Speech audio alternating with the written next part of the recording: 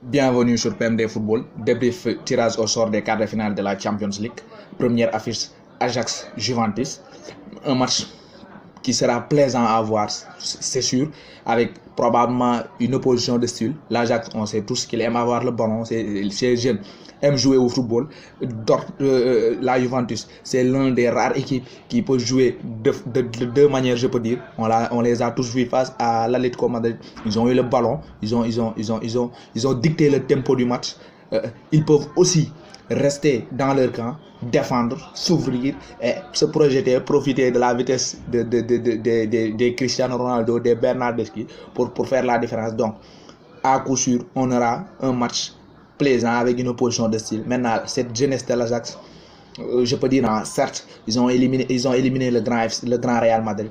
Ils ont fait face au Bayern Munich, mais il y a un point commun avec ces deux équipes. Il y a un point commun, c'est quoi? C'est que le Real Madrid, avec les départs de Cristiano Ronaldo et Zinedine Zidane, était en fin de cycle. Il y a aussi le Bayern Munich avec les joueurs trentenaires, les Lewandowski, les Ribéry, les Robben, les Rafinha, les Hummels, les Boateng, les Manuel Neuer sont tous un peu âgés, je peux dire. Ils sont presque à la fin de leur carrière. Donc, c'est une équipe qui est aussi en fin de cycle. Donc, tout ceci est un peu différent de cette équipe de la Juventus. Certes, il y a les Cristiano Ronaldo 34 ans, les Bonucci, c'est des joueurs âgés, les Chiellini aussi, ils ont dépassé la trentaine. Donc, mais il y a une différence avec le Real Madrid et l'Ajax, c'est qu'ils viennent de laisser partir Gigi Buffon et de recruter Cristiano Ronaldo pour démarrer une nouvelle aventure, pour démarrer. Certes, le cycle ne va pas être long, mais même si ça va être juste 2 ans, ça va être un cycle parce que il y a un nouveau, c'est Cristiano Ronaldo, il y a Emre Can, il y a Cancelo. Ils ont recruté ces gars pour aller un peu plus loin, pour construire quelque chose à Champions League. Donc c'est différent avec ces équipes. Maintenant, l'Ajax, est-ce qu'ils pourront le faire? Je pense que avec leur football, ils peuvent éliminer n'importe quelle équipe. Mais ça va être vraiment difficile face à cette équipe de la Juventus. Je peux dire que c'est peut-être le pire tirage qu'ils ont. C'est leur pire tirage, je peux dire, parce que la Juventus, c'est comme l'a dit Maldini, c'est le genre d'équipe qui peuvent rester au niveau de leur surface de réparation, souffrir pendant un bon bout de temps et après se projeter vite, faire la différence. Il a dit que c'est dans cette souffrance que cette équipe tire sa force. Donc ça peut être difficile, je peux dire, face à cette équipe, face à la Juventus. L'Ajax, mais aussi il faut pas sous-estimer ces jeunes. La Juventus, ils vont devoir faire très attention. Pourquoi? Parce que cette équipe, elle n'a plus rien à perdre, elle a beaucoup à gagner. Pourquoi? Parce que les De Ligt, les Hakim Ziyech, ils vont probablement partir. Les Larsson, les Tadic, c'est peut-être leur dernière saison, l'un de leurs dernières saisons, je peux dire, au plus haut niveau. De Jong, on sait tout ce qu'il va partir au Barça. Donc ils ont rien à perdre et ils ont beaucoup à gagner, beaucoup à donner à ce club qui leur a tout donné. Donc ça va être difficile, ça va être vraiment un match plaisant à voir. Maintenant, la Juventus, c'est le grandissime favori, je peux dire. Donc face à l'Ajax, ils sont favoris. Liverpool, ils ont l'avantage de quoi? Ils ont l'avantage psychologiquement. Ils ont éliminé, je peux dire, l'an dernier l'FC Porto en 8e de finale. Et aussi, ils vont recevoir au match de retour. Et on sait tous que l'an dernier, lors du 8e de finale, Sadio Mané avait marqué un triplé. Est-ce l'homme en forme d'hérite, Sadio Mané, est-ce qu'il va récidiver sa performance de l'an dernier? Est-ce que cette équipe portugaise pourra retenir, je peux dire, contenir la forme de Sadio Mané? Ça va être vraiment difficile. Maintenant, cette équipe portugaise, elle a un peu plus gagné en quoi? Elle a progressé, je peux dire, avec Sergio Conceição au niveau de l'agressivité, au niveau de l'intensité. Ils mettent de l'intensité dans leur match. Certes, Liverpool aime jouer comme ça, mais ils ont progressé dans leur tactique, je peux dire. Ils ont aussi progressé. Maintenant, est-ce que les Portugais vont profiter de quoi? De la présence de Matip? Parce qu'on sait tous que Moussa Marega, il est puissant, il va vite. Est-ce que Marega va rester entre Matip et De Ligt et Van Dijk, ou bien est-ce qu'il va rester côté Matip, essayer de jouer sur la lenteur de Matip pour faire la différence, pour faire souffrir cette équipe de Liverpool. Là est peut-être la clé pour l'FC Porto. Maintenant, côté Liverpool, certes, Robertson il sera pas là, mais les gars, il y aura qui, peut-être le Milner va dépanner. Il y a Moreno aussi, des gars de talent. Donc, et les retours, je peux dire, de Naby Keita au milieu, Henderson, probablement, il sera de retour, donc ça va être difficile pour cette équipe portugaise, avec Salah qui n'a pas encore marqué en Champions League beaucoup de buts, donc vraiment, ça va être difficile. Liverpool, ils sont favoris, pour moi, ils vont passer. Troisième match, Tottenham, Manchester United. Tottenham, Manchester City. City est légèrement favori. Pourquoi? Parce que en championnat, à Wembley, City avait battu Tottenham 1-0. City gagne la plupart du temps à Wembley face à Tottenham. Et ce match aller, Tottenham va recevoir, et je ne pense pas que le nouveau stade va pouvoir recevoir, je peux dire, ce match. Et probablement, ils vont jouer à Wembley. Donc, ça va être difficile pour cette équipe Tottenham face à City. Et au retour, ce sera à City. Et City, on sait tous que cette année, ils progressent d'année en année, mais cette année, ils ont un peu plus progressé ou défensivement, cette équipe de City avec Laporte.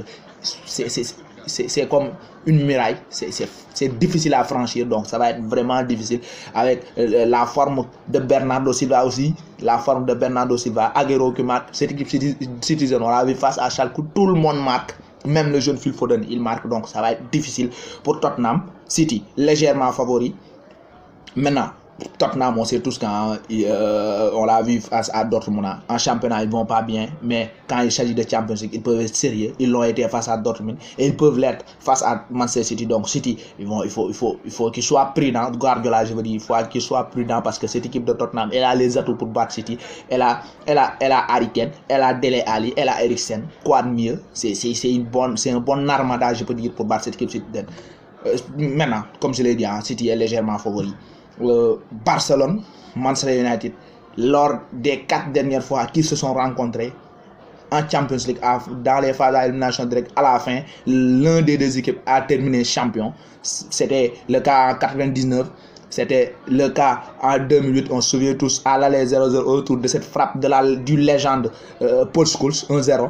On se souvient tous de cette finale avec la tête de Messi en 2009. On se souvient aussi de cette enroulée de David Villa en 2011.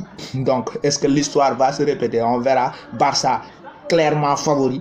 Certes, les Mancuniers, ils n'étaient pas favoris face à Paris et ils s'en sont sortis très bien, mais Paris n'est pas Barça n'est pas Paris, donc ça va être difficile pour cette équipe de Man U. Le Barça part largement, je veux dire, favori, parce que est-ce que cette défense, la question, est-ce que cette défense de Man U arrivera à contenir Léo Messi et Luis Suarez? Sérieusement, franchement, je pense pas. Messi, il s'est fixé un objectif, c'est remporter la Champions League. Et Manchester United, pour moi, n'est pas à la hauteur n'a pas encore cette défense qui pourrait contenir Messi.